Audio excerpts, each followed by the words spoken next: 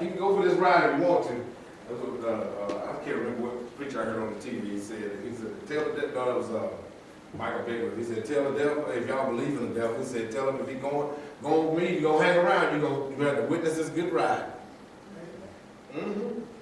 And that's a part of faith, believing that God meant for your life to be good. Because see, we mix there's a whole lot of different types of faiths. Even faith in the devil. He come to steal, kill, and destroy you. You know the devil will throw something in your path. Where did he get the power to throw it in your path from? You, because you spoke it. And the power of your words commissioned the devil to put something in your path. And we give so much power to the devil. We put so much, the devil made me do it, but we give, the devil so much power. Mm-hmm. Mm-hmm. When it's a lot of it. Right here. You got the devil in our back pocket. Thank you. We testify. Even people praying. We talked about this last time we were here. People praying. Lord, we thank you for this. Blah, blah, blah. And Satan, I rebuke you. Well, where in the world did he get it? How did he get in your prayer? Because we had him in our head. In my makeup as a man, should I just deny that the devil Yes. does not? Well, Yes. Why did in the book of Job it was emphasized that Job was a perfect and upright man? Yes. But then, and the devil had already confronted God, is that right? Right. And God permitted him, he had one that was perfect and upright. Right. And he would permit to try. He would Right. permit him to kill him, but he would permit him to try him because he knew how he loved God. Yes. How he was, Come on, brother, go through it. will We're God. running out of time. But see, this is the thing we really aren't really taking listen. into consideration. Okay. Really, when we Who are you in that story? Could you be God in that story? No, you can't be God. But you could be Job. Exactly. Okay, so now, did Job ever address Satan? Did he ever pray against him? Did he ever mention Satan's name? So if we're gonna be Job in that story, then we can't rebuke the devil. The question I asked was, can we, as men and women, just live our life and not ever acknowledge that Satan did exist? Satan only had power when God permitted him, because God had the key to the kingdom. Let's go to another. I'm gonna tell you who he is in a minute. Let's go to another passage. Jesus told Peter, Satan seeks to sift you. Did Jesus rebuke Satan? No. What did he tell Peter? No. But when he says Satan seeks to sift you, what did Jesus say after that? Come on, y'all. He said, but I have prayed for you. The power lies in you. Jesus knew that. That's why he didn't rebuke Satan. It's going to be up to you. And I'm going to tell you where Satan came from. Several years, let's say 80, 90 years ago, maybe even before that, we had storms. And we had tornadoes and hurricanes and all that stuff. But, I don't know because I'm not that old, but right along in the 50s and 60s, I don't know when they started doing this, they started naming them. So y'all remember Hurricane Floyd, Hugo, and when you hear that name, you think of the personality of the storm, because they started giving the storms personalities. Oh, Hugo was a huge storm. This one had sustained winds of all this. You get all the characteristics of the storm. So now we up to naming snowstorms. Q, and the last one was, what was his last one? What was the one after Q?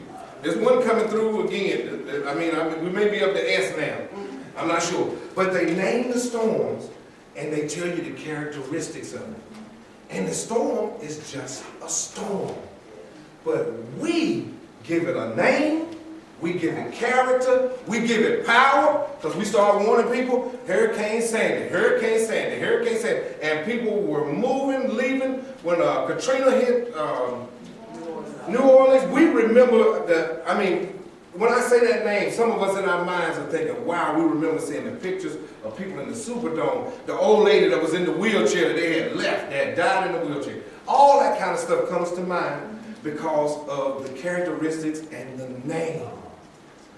Challenges come to you to make you stronger, but we give it names. One name. The devil, well, two names. Satan, well, three names. Demons, devils, Satan, imps. We got names for challenges that were designed for us to make us stronger. When Job was in that situation, it was all orchestrated by God. That was a challenge that it was God that brought it out. He the one that put the notion in Satan's head, whatever, that concept of Satan. It was God's idea. Why?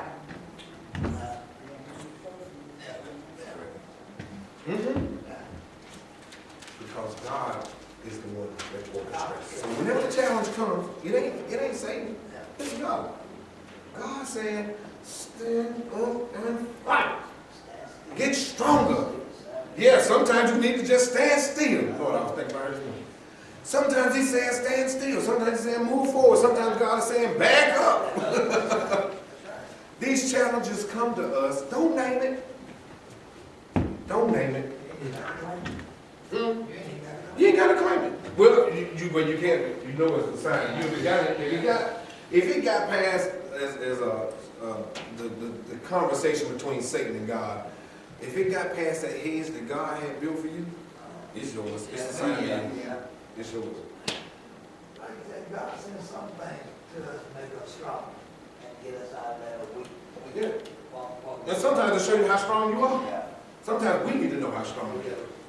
And so God says, God lets those challenges It's come easy, forward. like I said right there, it's easy to talk this word, but it's much greater to walk this word. Let's go to this next part of the verse. I don't want to miss this part. He said, walk in wisdom, but like you said, it's easy to talk and walk in. Walk in wisdom toward them that are without. This is the part I've been wanting to get to. I admit, I didn't study this lesson. I studied God. God gave you the lesson. Walking in wisdom toward them that are without. What is he talking about? Who are them that are without? Those that don't recognize that they are a child of God. Those that still think that they're going to hell. Those that still think that they're out in Gaga land and that God doesn't own this. Those that still think they own this planet and it belongs to Satan. They're without. To those that don't believe in a higher or better life, when you walk in wisdom towards them, you redeem time. Oh, what does that mean? This is a powerful concept. You redeem time when you walk in wisdom towards those that don't believe. What's redeeming time? I can tell you coming down the road. What's redeeming time? Saving time. Redeeming really means getting time back. When a person is wrong, when a person is outside of what you think is right, even if you're not right with yourself, if you walk in wisdom, be kind, be nice, don't be flipping off at the mouth at folks. You keep your lips straight because your turn is coming. And it redeems your moment of being wrong. You save yourself. Is that powerful? Somebody, y'all feeling it? You save yourself just because a person drinks, smokes, get high, run up and down the road, doing whatever we say is wrong. You still walk in wisdom toward them.